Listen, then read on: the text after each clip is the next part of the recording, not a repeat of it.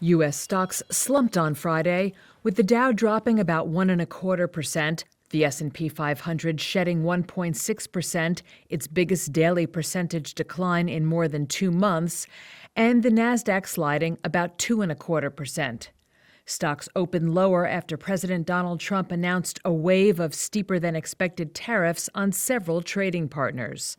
Meanwhile, data showing a major slowdown in U.S. job growth further dented investor confidence.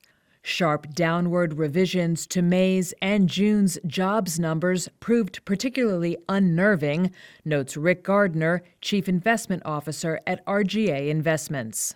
That was where I felt like we were in peak uncertainty. We had tariffs, we had whether or not the tax code was going to get extended, the situation with Iran. There were a lot of things going on, and uncertainty tends to cause maybe a little bit of reluctance if you're an employer when making hiring decisions. So I think it's interesting that as we get these revisions, those numbers are receding back.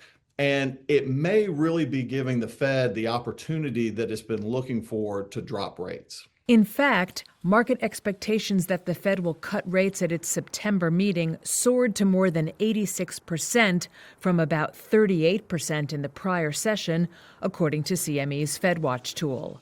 Among Friday's stock moves, Amazon was the biggest drag on all three of Wall Street's main indexes, spiraling more than 8% after the company failed to meet lofty expectations for its Amazon Web Services cloud computing unit. And shares of Apple lost 2.5% after the iPhone maker posted a current quarter revenue forecast well above Wall Street estimates, but CEO Tim Cook warned U.S. tariffs would add $1.1 billion in costs over the period.